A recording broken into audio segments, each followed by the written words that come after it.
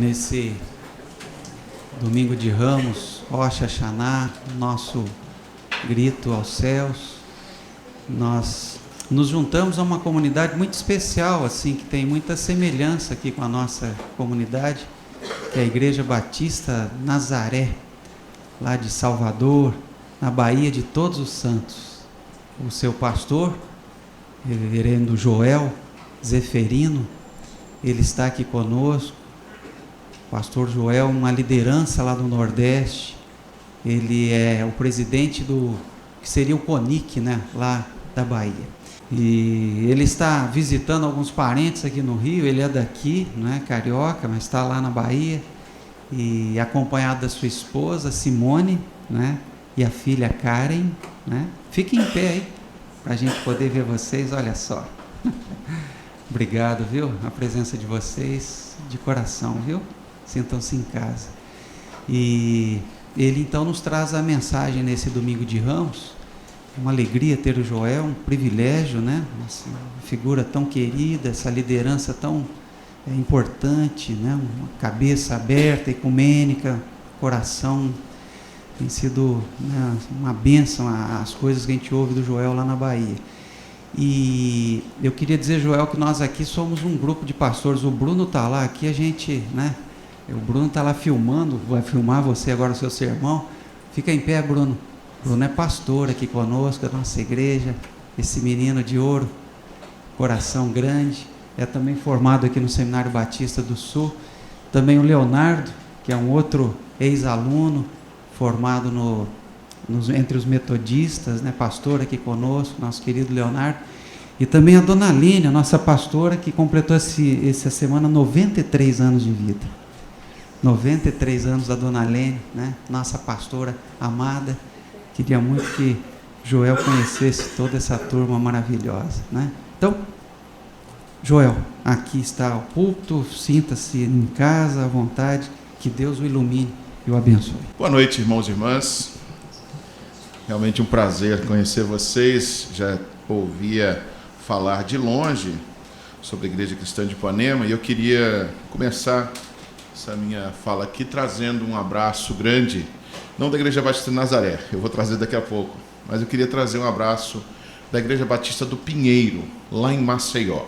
Vocês talvez não conheçam a Igreja Batista do Pinheiro, pastor Edson talvez não conheça os pastores da Igreja Batista do Pinheiro, já os encontrou em alguns dos encontros, a pastora Odja e o pastor Wellington, e eles tomaram uma decisão que se tornou uma decisão histórica. E na última assembleia deles, lá em Maceió, reuniram 150 pessoas, 160 pessoas da igreja, e decidiram que a partir de agora a Igreja Batista do Pinheiro receberia as pessoas como membros em sua comunidade, através do batismo, através de carta de aclamação, sem qualquer tipo de discriminação de cor, de raça e de identidade sexual. Isso, eu trago essa notícia, porque o pastor Wellington, conversando comigo, ele me falou, olha, foi a Igreja Cristã de Ipanema e o pastor Edson, uma das primeiras pessoas com quem eu conversei há 10 anos atrás, quando começamos essa discussão aqui no Pinheiro, sobre como proceder essas discussões, como ser uma igreja inclusiva e uma igreja diversa, uma igreja que receba as pessoas sem qualquer tipo de discriminação. E como fazer isso? Uma discussão que a comunidade acolha essa discussão e ela mesma leve isso adiante. 10 anos depois, a comunidade fez isso e a comunidade decidiu isso. Não foi o pastor Wellington, não foi a pastora Odja, foi a comunidade do Pinheiro que tomou essa decisão. E eles pedem para trazer esse abraço, então, e eu trago esse abraço em nome deles para você, pastor Edson, e para toda essa comunidade que os inspirou também nessa caminhada. Uma salva de palmas para essa igreja.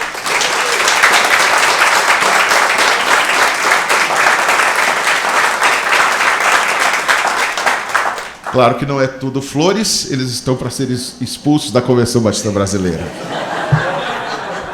Nazaré foi expulsa na década de 80, então eles vão se juntar a gente na condição de expulsos da Convenção Batista Brasileira.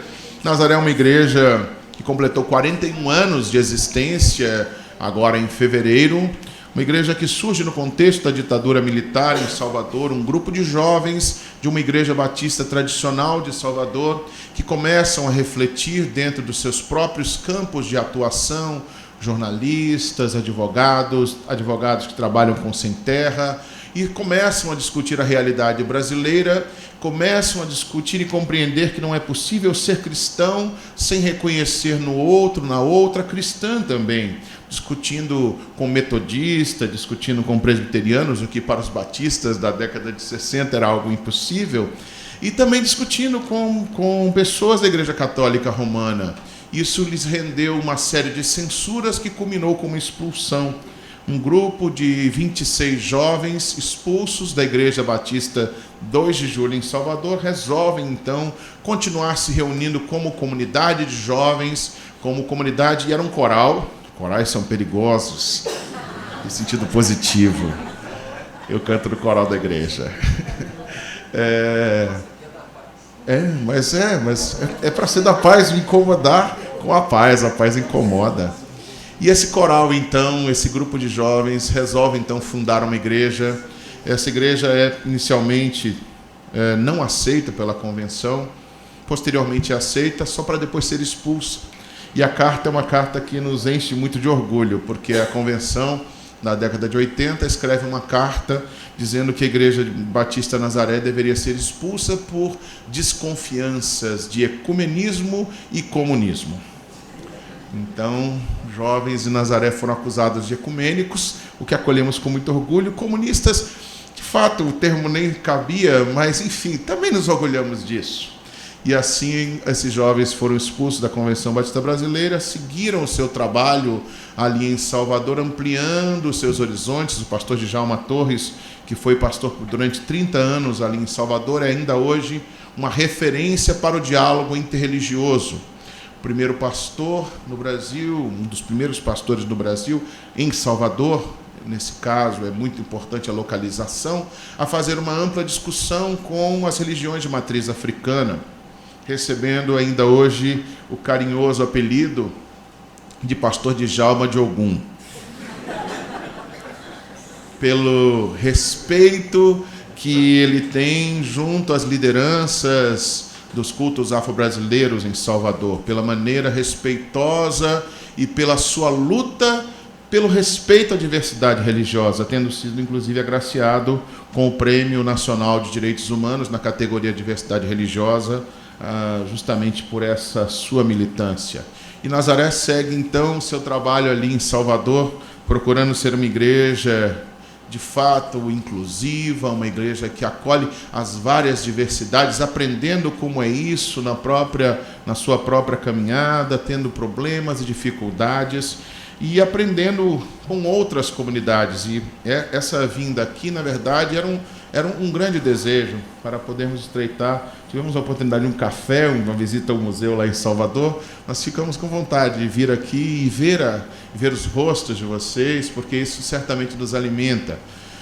Como presidente atual da Aliança de Batistas do Brasil, que completou 10 anos, a gente percebe cada vez mais que a gente precisa estar junto desses projetos diferentes de comunidades, que não deveriam ser diferentes, deveriam ser apenas comunidades cristãs que buscam seguir a Jesus. Mas se nem sempre é possível ser assim, ou se nem sempre o grande fluxo segue nessa direção, é preciso ousar e arriscar, e ao ousar e arriscar é preciso caminhar junto com quem ousa e quem arrisca. E essa nossa visita aqui, a nossa vinda, tem muito a ver com isso, com essa vontade de aprender, essa vontade de dizer que nós não estamos sozinhos, dizer que nós estamos caminhando em lugares diferentes, com histórias diferentes e similares, mas estamos aí, estamos por aí.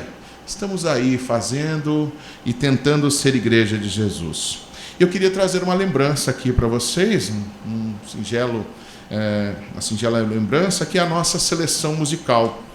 Como eu disse, a nossa igreja surge de um coral, uma igreja que tem muito a ver com a música, e ao longo desses 41 anos, nós, fruto muito do trabalho do pastor Djalma, depois esses 11 anos que eu estou lá, tenho também tentado manter essa tradição, recolher os hinos que fazem parte da nossa trajetória essa seleção musical consta, tem que pegar aqui, senão eu vou pegar cola, senão eu vou falar errado, 286 hinos recolhidos da nossa trajetória desses 41 anos, muitos deles do cantor cristão, um cancioneiro tradicional dos batistas brasileiros, também do Inário para o Culto Cristão, e músicas da caminhada ecumênica, hinos da Igreja Católica Romana, música popular brasileira, e este ano temos aqui o hino da campanha da Fraternidade Ecumênica, não é? Já que estamos na edição 2016 e a Igreja Batista Nazaré, através da Aliança de Batistas, participou ativamente da Comissão Nacional da Campanha da Fraternidade Ecumênica 2016, incluímos o hino da campanha 2016. Então, eu queria lhe oferecer, pastor Edson, e a toda a comunidade, essa seleção musical.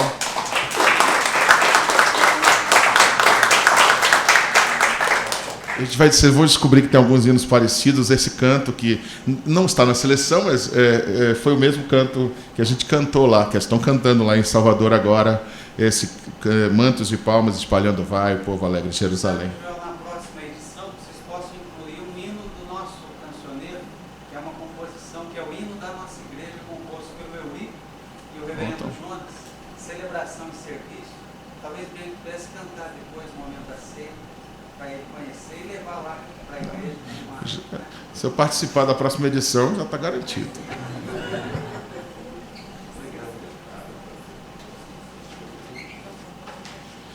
Vamos fazer a leitura do Evangelho desta noite, o Evangelho segundo escreveu São Lucas, capítulo de número 19, versos de 28 a 40.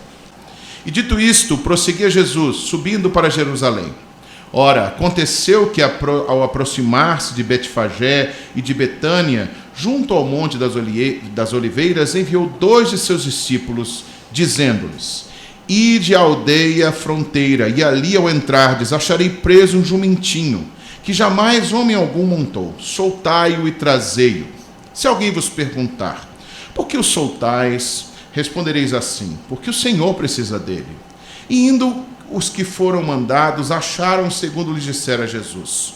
Quando eles estavam soltando o jumentinho, seus donos lhes disseram: por que o soltais? Responderam: porque o Senhor precisa dele. Então o trouxeram e, pondo as suas vestes sobre ele, ajudaram Jesus a montar. Indo ele, estendiam no caminho as suas vestes. E quando se aproximava da descida do Monte das Oliveiras, toda a multidão dos discípulos passou, jubilosa, a louvar a Deus em alta voz por todos os milagres que tinham visto, dizendo: bendito é o Rei que vem em nome do Senhor, paz no céu e glória nas maiores alturas. Ora, alguns dos fariseus lhe disseram em meio à multidão: Mestre, repreende os teus discípulos. Mas ele lhes respondeu: asseguro-vos que se eles se calarem, as próprias pedras clamarão. Amém. Fiquei pensando o que eu podia compartilhar com os irmãos a partir dos textos do Evangelho, a partir deste momento tão significativo no calendário litúrgico cristão, que é o Domingo de Ramos, que prepara a semana mais importante do calendário cristão, que é a semana chamada Santa. De fato, se pensarmos bem, a Semana Santa é mais importante, e é assim que ela é considerada no calendário litúrgico, mais importante do que o Natal, porque é a partir da experiência de morte e ressurreição que os discípulos passam a se interessar sobre o nascimento de Jesus. É nessas experiências, é nessas narrativas, são nesses eventos que se fundamentam e que, de fato, nasce o movimento de Jesus. Ou melhor, o movimento de Jesus nasce com a pregação de Jesus de Nazaré e todo o seu movimento desde a Galileia até Jerusalém. Mas esses eventos passam a ter um sentido mais profundo, passam a ganhar sentidos muito mais entranhados na vida daqueles seguidores e seguidoras de Jesus a partir dessas experiências de morte e ressurreição. É assim que nos contam os evangelhos. Pois bem, o que falar então, o que refletir a partir desses textos? E eu fiquei pensando, bem, qualquer pessoa de bom senso qualquer pessoa de bom senso hoje não iria fazer qualquer relação desses textos com a questão política. Qualquer relação desses textos com qualquer tipo de evento ou qualquer realidade que seja a realidade presente em que vivemos. A verdade é que todos nós estamos cansados de falar de política. Todos nós estamos cansados de ter que lidar com política. A maioria de nós está conseguindo algumas estratégias para poder lidar com isso. Eu confesso, já há alguns anos que não assisto mais televisão. Uma questão de sanidade. Eu não conseguia mais assistir televisão sem me angustiar profundamente. E passei a não ver. Fui não assistindo uma semana, depois um mês, daqui a pouco eu completei um ano. E alguns anos se passaram e eu não assisto mais televisão.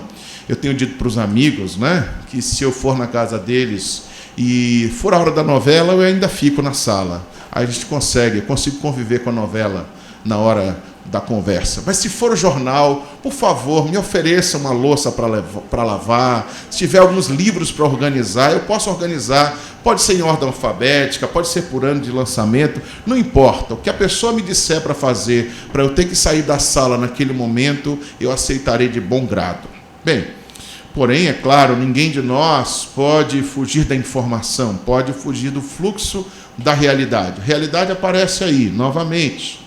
Toda hora nós somos bombardeados por uma série de informações e, nesse momento, as questões políticas aparecem de uma urgência e de uma forma que, assustadoramente, não pensávamos ter que lidar mais.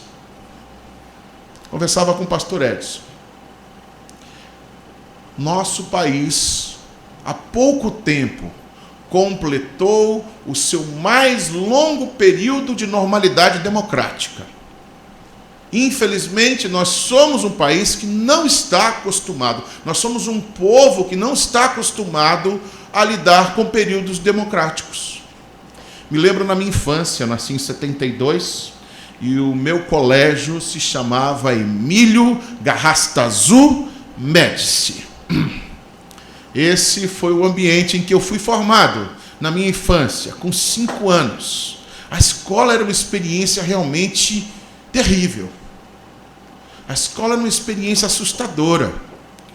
Na verdade, todo o ambiente, eu, morador da Baixada Fluminense, lá de Nova Iguaçu, todas as vezes que vinha à central do Brasil, me assustava com a cor cinza dos prédios, me assustava como essa região, que era uma região onde a questão do controle militar estava tão presente a cada momento, a cada esquina, aquilo me parecia tão triste. Aquilo me parecia tão triste. Ao coração de uma criança de 7 anos, a cidade do Rio de Janeiro, o centro da cidade do Rio de Janeiro, me passava uma impressão de profunda tristeza. Por isso eu também não quero falar de política. Eu me sinto naquele grande desejo de não ter que lidar com política. A grande vontade que eu tenho é de desligar todos os meus aparelhos, todos os meus contatos com o mundo exterior. Na verdade, ir para uma fazenda, aquele grande sonho que aparece nesses momentos de crise, né? Eu queria ter uma casinha branca de varanda, com quintal e uma janela, só para ver o sol nascer. Não, é o contrário, né? Ter uma casinha branca de varanda com quintal, mas é isso mesmo, já falei. Mas então, é esse sonho do lugar bucólico, onde nenhuma tarefa se apresenta diante de nós, nenhuma tarefa política no sentido da palavra política, isto é, da convivência pública, daquilo que trata da convivência entre as pessoas, isto é, não apenas uma preocupação com o indivíduo, mas uma preocupação com o coletivo. Uma reflexão e uma ética sobre as relações coletivas. É disso que trata a política. Pois bem, novamente, não queria falar sobre essas coisas. Me causa, de fato, muita perplexidade ter que pensar sobre a realidade brasileira hoje. Mas aí eu volto ao texto. Mas aí eu volto ao Evangelho. E aí eu volto a Jesus. E me pergunto, como eu posso não falar sobre essas coisas? Como eu posso me calar diante dessas coisas, se o Evangelho acabou de dizer que se nós nos calarmos, as pedras clamarão? Como eu posso ignorar todo o conteúdo que diz respeito à vida em toda a sua complexidade? É claro, trata sim das dimensões espirituais, das dimensões da subjetividade, da dimensão dessa nossa relação com esse grande mistério que nós não sabemos nomear e que nos incomoda e ao mesmo tempo nos fascina, que nós chamamos de Deus.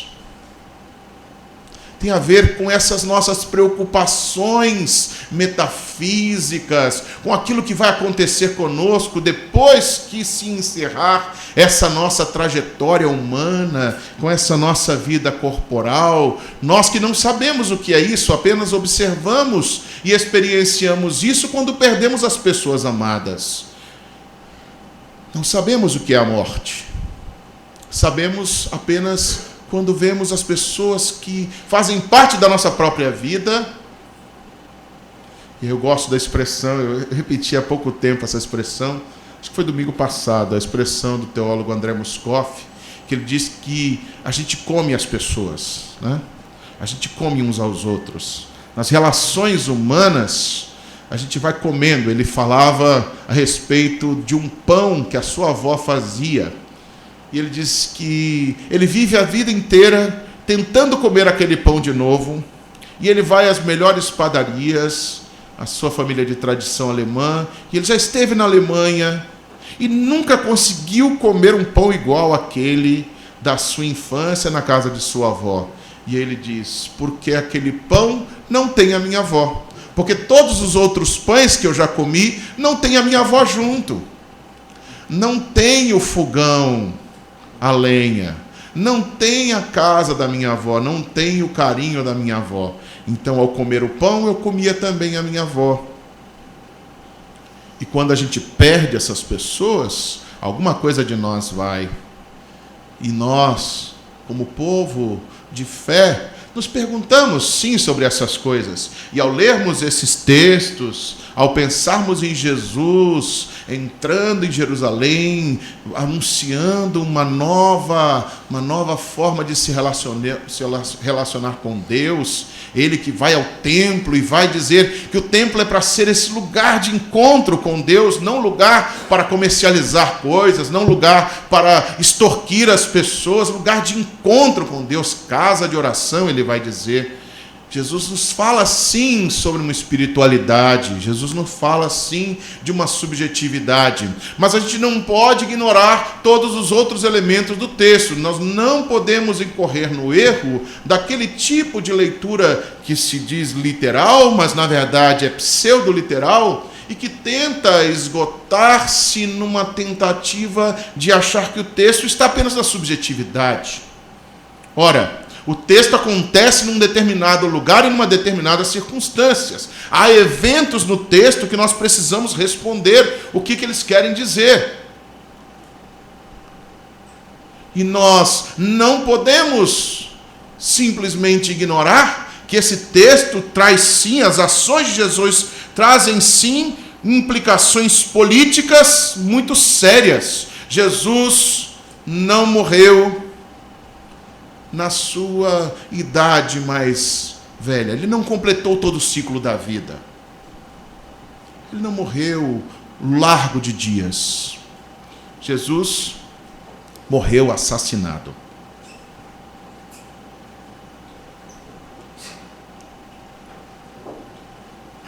Jesus morreu assassinado. Jesus não era apenas um líder considerado e recebido como um líder religioso, e ele o era.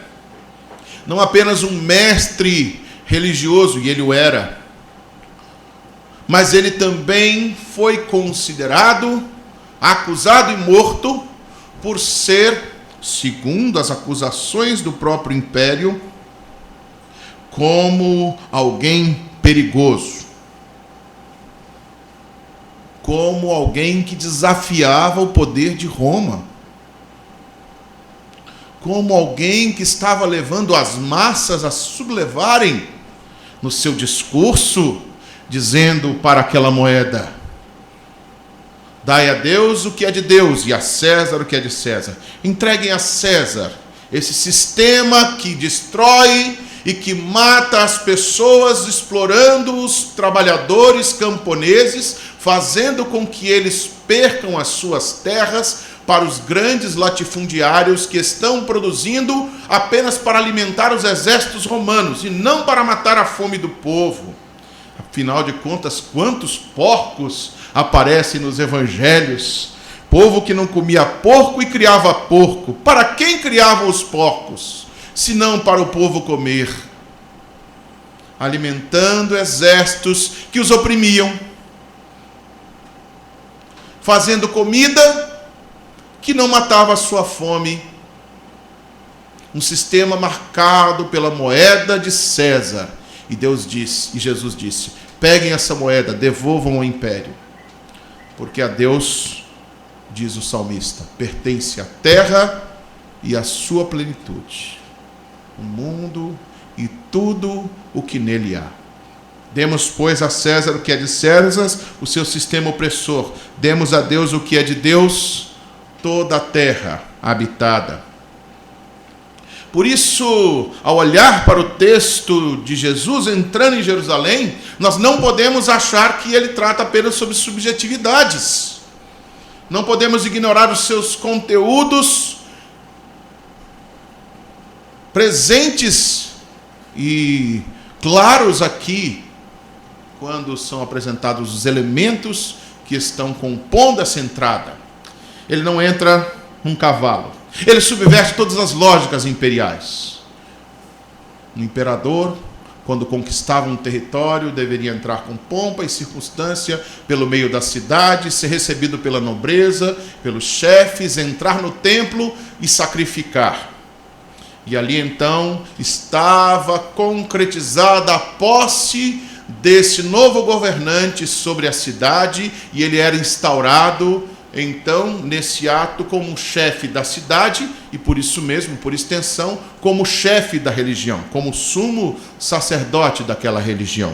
Era assim que faziam os imperadores romanos. Os Césares fizeram isso durante sua caminhada imperial. Jesus chega montado num jumento que não lhe pertence. O texto é cheio dessas ironias bonitas, não é? O texto é cheio dessas mensagens assim que querem dizer alguma coisa para a gente. Os autores são, ao mesmo tempo, anunciadores da mensagem do Evangelho, mas escritores. Eles querem mexer com a nossa sensibilidade, sim. E colocam Jesus montado num jumento que ele não tinha, um jumento que pertence a alguém, e ele entra na cidade, num ato completamente rebelde, não é recebido pelos nobres da cidade, não é recebido pelas autoridades da cidade. Ao contrário, os moradores da cidade nem o conhecem. O Evangelho de Mateus faz questão de frisar que os moradores da cidade perguntam: quem é este? Quem é esse morador do subúrbio da Galileia, Nazaré da Galileia? Pode vir alguma coisa boa de Nazaré? Diziam os moradores de Jerusalém. Pode vir alguma coisa de boa de Nazaré, aquela cidade de gente impura, aquela encruzilhada de povos pobres, de gente sem terra, gente que não tem uma religião muito pura, gente que mistura elementos religiosos, gente que faz religião popular.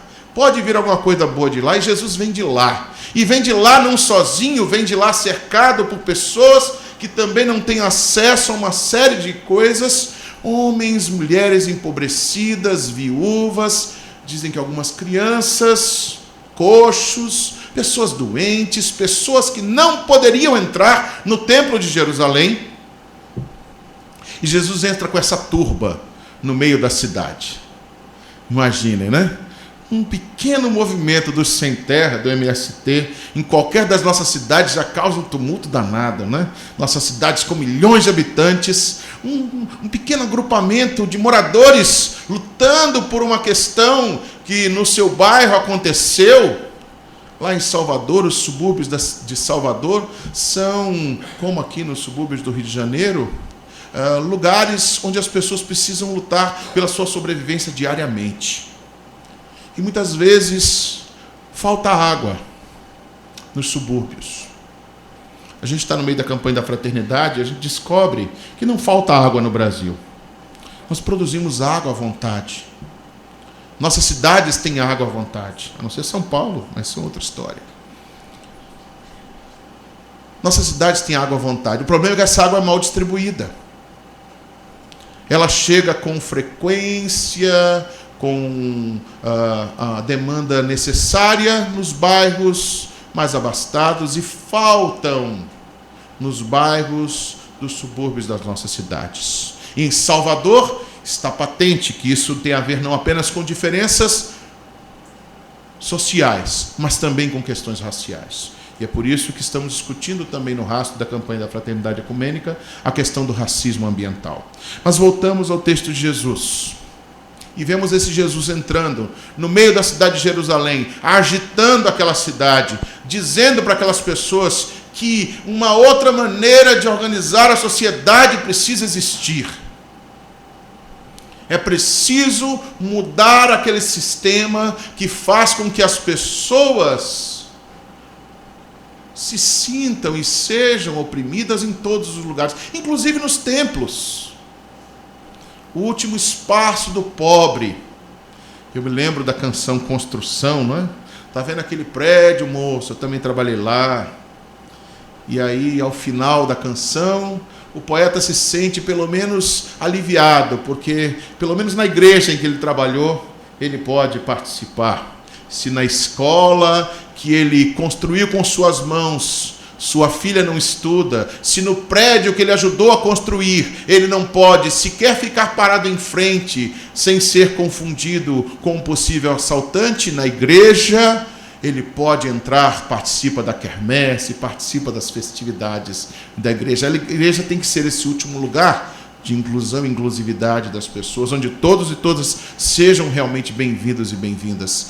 Pois, quando isso não acontece, é preciso denunciar, e Jesus denunciou. Por isso é que eu não posso fechar os meus olhos, por mais que realmente eu não queira mais falar sobre política, não queira ter que ficar pensando sobre a realidade brasileira, porque é algo realmente doloroso nesse momento. Não há como ignorar os sinais que estão presentes no texto. E aí eu concluo, tentando fazer pelo menos 2 reflexões para mim mesmo, e eu estou pensando nisso desde que comecei a pensar neste sermão, nesse momento de reflexão bíblica, e é uma mensagem, eu diria, primeiro para mim mesmo, e quero compartilhar com vocês aqui nessa noite, tentando aprender 2 coisas com Jesus nessa entrada que podem, de alguma forma, ser aplicadas à nossa própria realidade. A primeira delas está com a escolha de Jesus, com quem ele entra. Jesus, ele entra na cidade de forma humilde. Nós precisamos aprender com Jesus. Um dos textos relacionados ao Evangelho dessa noite é justamente o texto que fala do esvaziamento, né? Onde Jesus se esvazia, assume a forma humana. Não tem coisa mais bela da mensagem cristã do que um Deus que abre mão de ser Deus. Estava ouvindo Ronilson Pacheco, um teólogo muito importante aqui no Rio. Ele não se acha teólogo, mas ele, todas as vezes que eu ouço, ele é um teólogo. E ele falando sobre o Deus que sofre. Nós queremos um Deus sentado num trono tão poderoso quanto os mais poderosos da nossa realidade. Mas o que acontece com os poderosos da nossa realidade? Os poderosos não conseguem sentir o que é ser humano. Um Deus que é todo-poderoso não consegue sentir a dor daquela mulher que teve o seu filho assassinado. Não consegue chorar as lágrimas dessa mulher. Não consegue sentir a dor da viúva de Naim, com quem Jesus se encontrou. Não consegue.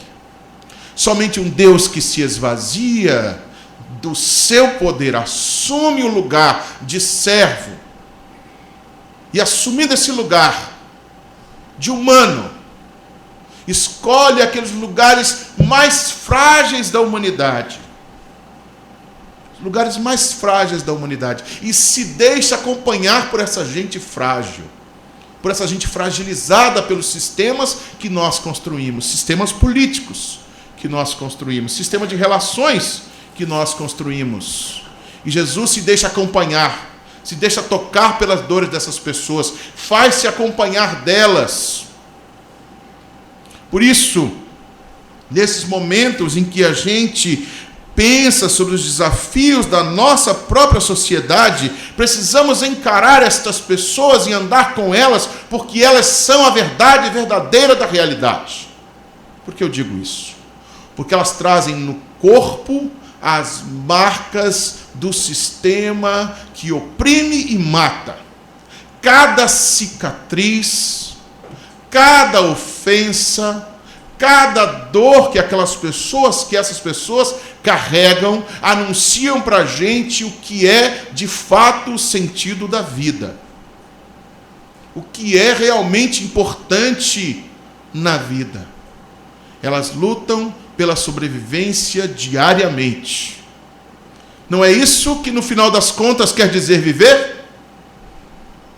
É claro que a vida tem que ser muito mais. Mas nos momentos decisivos, onde nós não sabemos como pensar a vida, onde nós não sabemos como organizar as nossas relações, a gente precisa voltar à última coisa. E a gente precisa garantir vida para todas as pessoas. Aprender com a humildade de Jesus, que vai aos mais enfraquecidos, anda com eles, e vai ao lado deles. E Jesus não vai para lugar nenhum sem essas pessoas. Nós também não deveríamos ir para lugar nenhum sem estar acompanhado dessas pessoas. A segunda e última coisa é esse desafio de Jesus radical de amar ao próximo. Amar até aqueles que odeiam. Parece que a palavra ódio é a palavra de ordem. Odiar parece que virou o grande tema da nossa sociedade. Parece que estamos sendo incitados de um lado ao outro, de cima a baixo, a odiar uns aos outros. Não falo das diferenças, das discussões, não imagino um mundo harmônico, onde as pessoas todas se abraçam o tempo todo e todo mundo concorda. Isso não é a realidade. Mas não estou falando de diferença de opiniões. Não estou falando de discussões saudáveis, que inclusive fazem a gente crescer e andar adiante. Estou falando do ódio. Estou falando de querer que o outro seja eliminado. Estou falando de pensar que a solução para os problemas signifique o extermínio do outro. Escolher uma categoria, seja ela qual for, e achar que ela, ao eliminá-la, estamos resolvendo os problemas do mundo. Estamos resolvendo os problemas da nossa sociedade. Não preciso dizer que esse era o discurso de Hitler. Um discurso que mobilizou as massas, e ele conseguiu, de alguma forma, convencer o povo alemão, um povo muito bem instruído, um povo que ainda hoje tem um grau de instrução muito elevado, e à época também produziu pensadores fantásticos. Heidegger, e tantos outros filósofos e pensadores extremamente interessantes. Pois esse mesmo povo seguiu um líder que dizia que a solução para os problemas deles começava pela eliminação de um determinado grupo dentro da sociedade. E que isso era parte do início de uma gloriosa etapa do povo alemão. Que ele conseguiu convencer a gente suficiente. E ele conseguiu criar campos de concentração. Ele matou judeus, ele matou homossexuais, ele perseguiu negros, ele perseguiu uma série de grupos dentro da sociedade. E, por fim, matou inclusive cristãos, líderes como Dietrich Bonhoeffer, que se opuseram ao sistema, alemães que se opuseram ao sistema, também foram eliminados. Por isso que as palavras de Jesus, a sua disposição para amar, mesmo aqueles que odeiam, é um desafio para mim. Eu não sei como amar a quem odeia. Eu não sei como eu posso amar a quem odeia. A quem colocou como firme disposição, como uma solução para a realidade, eliminar um grupo da sociedade. Eu não sei como amá-los, mas eu sei que Jesus me desafia a fazer isso. Eu sei que a caminhada de Jesus até a cruz e os testemunhos todos dos evangelhos vão nessa direção. Ele diz que é preciso amar.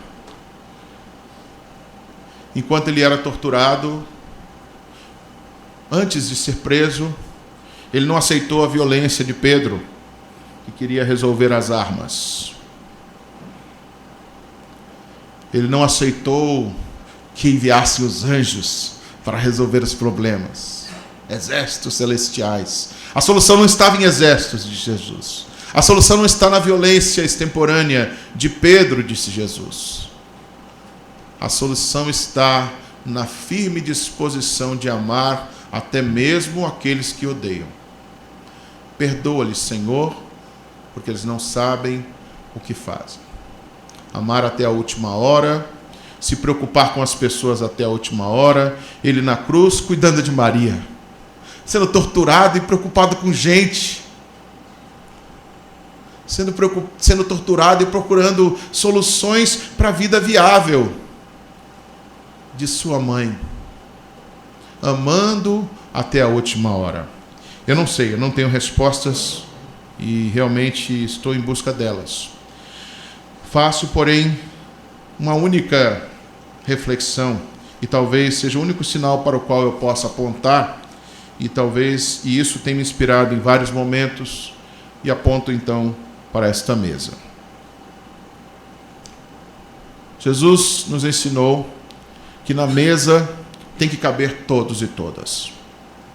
Jesus nos ensinou com a sua partilha de que a mesa é o lugar onde nós, mais uma vez, voltamos à vida essencial. Porque os inimigos também precisam comer. Aqueles que odeiam também precisam de pão e vinho. Pão para todas as fomes, vinho para todas as sedes. Todos nós temos fome e sede, mesmo quando nós odiamos. E aí então, nos reunimos em torno da mesa. E lembramos da nossa humanidade essencial, que todos nós temos fome, todos nós temos sede, em todos nós corre sangue. Quando corta, dói. Quando aperta, machuca. Quando nos torturam, dói o corpo e a alma da gente. Porque a gente percebe então que o outro é capaz de coisas terríveis. Mas a gente volta então à mesa e lembra disso, e olha um nos olhos dos outros, e partilha o pão juntos. E a esperança é que a gente saia dali, não mais para odiar uns aos outros, para que a gente saia dali capazes minimamente de respeitar uns aos outros, mantidas as nossas diferenças, a gente saia dali para, no final das contas, sim, amar ao outro, desejar que o outro tenha o melhor que a vida possa lhe oferecer, assim como eu quero também o melhor que a vida tenha para oferecer. E que a gente saia então daqui desse domingo de Ramos, caminhe refletindo durante toda a Semana Santa, passando pelo martírio de Jesus e chegando até a ressurreição, mas orando muito fortemente para que nenhum sangue mais precise ser derramado. Que a gente apenas lembre desse passado de morte e dor, de superação e ressurreição, para dizer que basta. Basta de morte, basta de ódio, basta de violência. Que a gente saia daqui inspirados por essa mesa, dispostos a amar, seja pelo preço que for. Que isso seja a nossa inspiração no início dessa Semana Santa. Amém.